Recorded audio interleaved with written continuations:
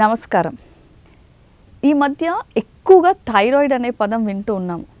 ఈ 5 ఏళ్లలో థైరాయిడ్ చాలా ఎక్కువ పెరిగింది. ముఖ్యంగా ఆడవాళ్ళలో, కాలేజ్కి వెళ్ళే పిల్లల్లో, స్కూల్ పిల్లల్లో ఎవరిలో విన్నా థైరాయిడ్ అనే మాట ఎక్కువగా వినిపిస్తుంది. అసలు థైరాయిడ్ రావడానికి కారణాలు ఏంటి? థైరాయిడ్లో ఎన్ని రకాలు ఉన్నాయి?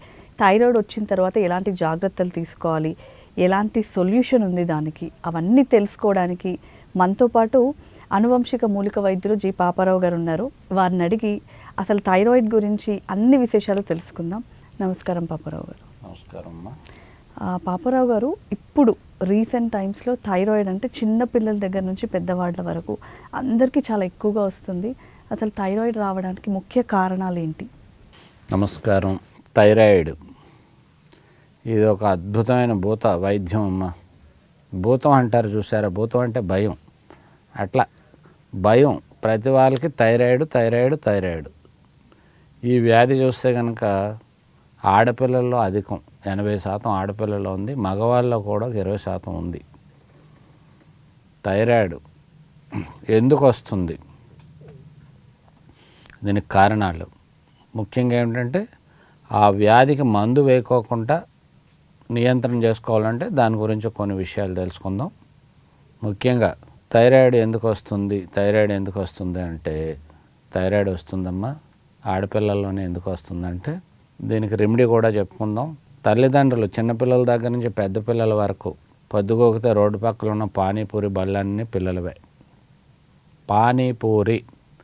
పానీ అనగా చింతపండుతో కలిపిన రసం.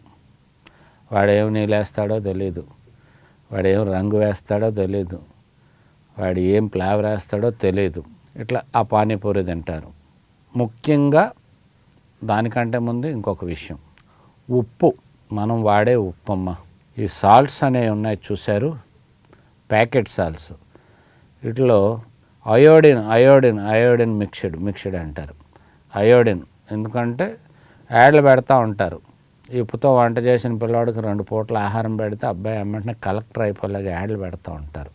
ఉప్పు తినగానే కలెక్టర్ అయిపోతే ప్రపంచం అంతా కలెక్టర్ అయిపోతారు. ఉప్పు తింటే చాలు, చదువుకో అక్కర్లేదు.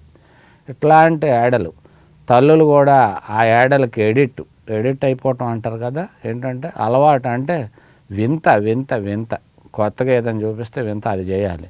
ఆ ఉప్పు తిన్నాడు, ఆ పిల్లడు కలెక్టర్ అయిపోయాడు. వాళ్ళు వ్యాపారాల కోసం అలా పెడతా ఉంటారు. వాస్తు ఉందో లేదో అనేది మనకు అనవసరం.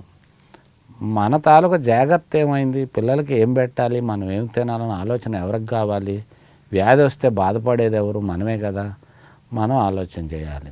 స్వచ్ఛమైన సముద్రము ఉప్పు పూర్వం, లేకపోతే కొండ ఉప్పు, రాతి ఉప్పు, ఇట్లా ఇవి వాడుకుండేవారు. సముద్రం లేని ప్రాంతాలకు ఎగుమతులు చేసేవారు, అక్కడ కూడా వాడుకుండేవారు. ఇంకా అతి శీతల ప్రాంతాల్లో కొండ ఉప్పులు, రాతి ఉప్పు అనమాట, ఇట్లా వాడుకుండేవారు. మీ అయోడిన్ చేసి కల్పిస్తాం ఉప్పు, మీ థైరాయిడ్ పోద్ది అంటారు.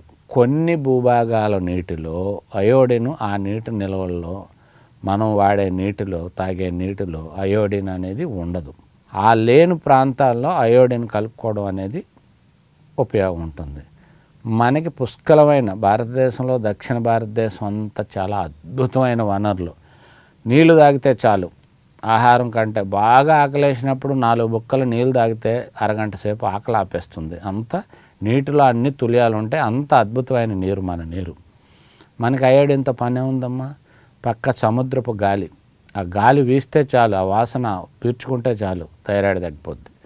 అట్లా ఈ సముద్రపు ఉప్పు ఎప్పుడైతే అదే ఉప్పుని వాళ్ళు పొడి చేసి, పిండి చేసి ఏదో అద్భుతంగా కలిపి చేస్తే థైరాయిడ్ మందు వాడుకునేదానికి బాగా ఉపయోగపడుతుంది. అప్పుడు ఇట్లా ఆ ఉప్పు తింటే ఉప్పును మార్చుకోండి. ప్యాకెట్లో వచ్చే ఉప్పు వాడొద్దు.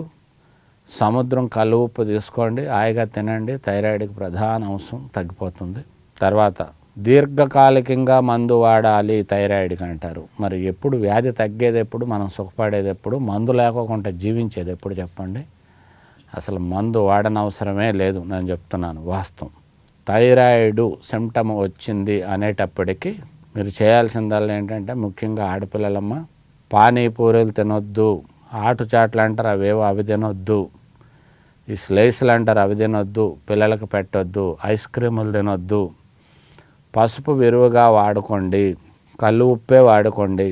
పలుసన మజ్జిగ, కళ్ళు ఉప్పు, నిమ్మరసం, వేయించిన జీలకర్ర పొడి ఇవి మిళితం చేసి చక్కగా యుక్త వయసు పిల్లలు కానీ చిన్నపిల్లలు కానీ తాగుతూ ఉండండి. థైరాయిడ్ ఉన్నటువంటి వాళ్ళు. థైరాయిడ్కి ఒక ముద్ర ఉంది. థైరాయిడ్ వ్యాధి అనేది ఆహార లోపం వల్లే వస్తుంది. ముద్ర శంఖ ముద్ర అంటారు. ఇట్లా పెట్టుకొని ఈ శంఖ ముద్ర ఇలా వేసుకొని ఇలా కలిపి మన ముక్కుకు తినగా చూసేలాగా చక్కగా శ్వాస పీల్చుకుంటూ ఈ ముద్ర వేసుకొని అట్లా కళ్ళు మూసుకొని ప్రశాంతంగా 5 నిమిషాలు ఈ సెంటర్ వేలు బటన్ వేలు ఇలా కలిపి నొక్కి పట్టుకొని ఈ ముద్ర వేసుకొని చూడండి. దీన్ని శంఖ ముద్ర అంటారు. ఇట్లా పట్టుకొని వేసే విధానం కూడా ఇలా వేలు పెట్టండి, ఇలా పట్టుకోండి, ఇలా తిప్పండి అమ్మ. ఈ వేలు ఈ చిటికిన వేలు బయటకు దాటుకోకుండా పెట్టుకొని ఈ 4 వేలు ఈ స్తంభం మధ్యలోనే ఉండాలి. అట్లా ఇటు కానీ మిగులుకోకుండా అలా పట్టి నొక్కి పట్టుకోండి. ఈ వేలుని ఇట్లా ఈ వేలు నొక్కుతాయి, ఈ వేలు ఈ పైన నొక్కుతాయి. ఈ 2 టచ్ చేసి అలా పట్టుకుంటే రోజు 5 నిమిషాలు పొట్టలో ఖాళీగా ఉన్నప్పుడు ఉదయం 5 నిమిషాలు సాయంత్రం 5 నిమిషాలు చేసుకుంటే ఇట్లా పట్టుకునేటప్పుడు ఇక్కడ ఇండికేషన్స్ వచ్చి గ్రంథుల్లో కదలిక కనిపిస్తూ ఉంటుంది. అద్భుతంగా థైరాయిడ్ వ్యాధి తగ్గిపోద్ది. చూసారా ఎంత అద్భుతమో. రూపాయి బిల్ల వేయక్కర్లేదు. పూర్వం ఏమైనా ఈ వ్యాధులన్నీ ఇప్పుడిప్పుడు వచ్చినాయి కదా. గత 30 ఏళ్ళ క్రితం పోతే ఇలాంటి వ్యాధులు ఏమి లేవమ్మా. గౌదు బిల్లలే అనేవారు, దానికి వేరే చిట్కాలు చేసేవారు, తగ్గిపోయేది. అట్లా ముఖ్యంగా థైరాయిడ్కి రెమెడీ, ముఖ్యమైన రెమెడీ చెప్తున్నాను. తల్లులు అందరూ శ్రద్ధగా వినండి. అల్లాన్ని తీసుకొని చక్రంలా కట్ చేసి ఆ ముక్కని అట్లా బొగ్గను పెట్టుకొని ఇది ఎప్పుడు ఏ సమయం ఉదయాన్నే టిఫిన్ చేసిన తర్వాత 10 నిమిషాలు గ్యాప్ ఇచ్చి ఆ ముక్క అట్లా బొగ్గను పెట్టుకొని ఆ ఊటను అట్లా మింగుతూ ఉండండి. మీ ఏ పనులకి అవాంతరము లేదు. దీనివల్ల మీ పనులు మీరు చేసుకోవచ్చు, మాట్లాడవచ్చు, తాగవచ్చు, తినవచ్చు, అన్నీ చేయొచ్చు. కానీ ఇది ఇక్కడే ఉంటుంది. దాని నుంచి వచ్చే రసాయనాన్ని అట్లా స్లోగా మింగుతూ ఆస్వాదిస్తూ చేయండి. భోజనం టైంకి చెప్పబడిపోతుంది. తీసి పాడేసి భోజనం చేసి మధ్యాహ్నం భోజనం అయిన తర్వాత ఒక 10 నిమిషాలు గ్యాప్ ఇచ్చి నేను చెప్పిన మజ్జిగ తొలియం గురించి చెప్పాను, అది కలుపుకొని తాగి తర్వాత 10 నిమిషాల గ్యాప్లో మరొక చక్రం అంత మందాన్న ఇంత ముక్క ఈ పక్కన పెట్టుకొని ఈ ఓటు మింగండి. ఇట్లాగే 20 రోజులు చేశాక మీ థైరాయిడ్ చెక్ చేయించుకోండి. అసలు మీ థైరాయిడ్ ఏమైందో నాకు చెప్పండి.